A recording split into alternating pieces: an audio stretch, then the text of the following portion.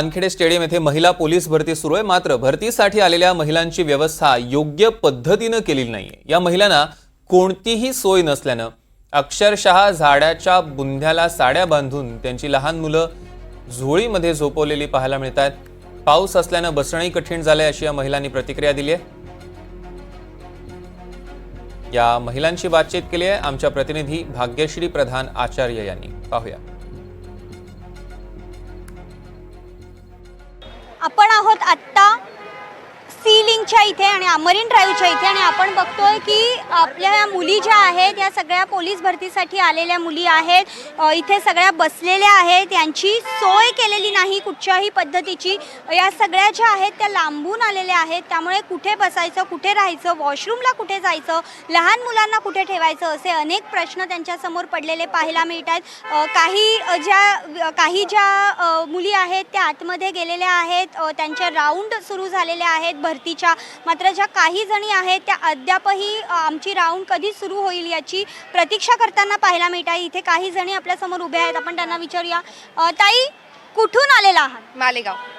कशा पद्धतीने इथे सोय करण्यात आली आहे? किती दिवस झाले तुम्ही इथे आलायत? काय या संदर्भात सांगा? आम्ही कालपासून आलोय पण काहीच सोय नाही इथे। आम्ही ज्यांचं ग्राउंड आहे ते मध्ये गेले, पण मग आमच्यापाशी लहान बाळ आहे, ते लहान बाळ बाहेरच आहे, त्याला सोय नाही, काय नाही, काहीच नाही।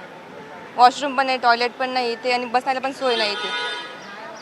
तर आपण बघूया की आता मालेगाववरून आलेले आहेत। ताई, तुम्ही कुठून आलाय? निफाड।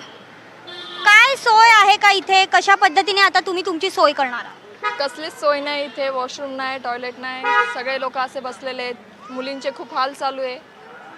पण आता तुम्ही तुमच्यासाठी काय वेगळी सोय करताय? आता तेच आम्ही रूम शोधतो इथे, कोणी इन्क्वायरी देत नाही लवकर।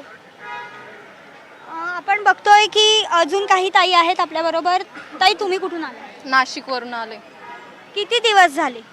आज सकाळी चालू आहे, उद्या आमचं ग्राउंड आहे, पण आता राहायची सोय आमची काहीच नाही, आम्ही तेच शोधात आहे। कुठे मिळतंय का? काही बघितलंय का? कुठे कोणाला, नातेवाईकांना वगैरे फोन केलेत? नाही, नातेवाईक वगैरे नाही इथे कोणी, बाहेरून आलोय आम्ही।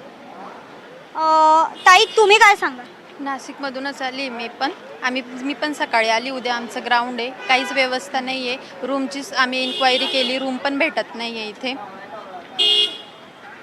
ताई, तुमचं बाळ आहे छोटंसं, कसं बघताय? त्याची कशी काळजी घेतली जाते सध्या? काहीच नाही, ते लहान बाळ हातामध्ये सांभाळलं जाते, खाली ठेवायला पण जागा नाही, खाली खूप भार नाही, त्याच्यामुळे ना ते बाळ मांडीवर घेतले जाते आमच्या। बाळाला त्रास होतोय का? रडतोय का? पाऊस आहे, कारण पावसामध्ये तुम्ही इथे बसलेला आहात, पाऊस आला तर काय करताय?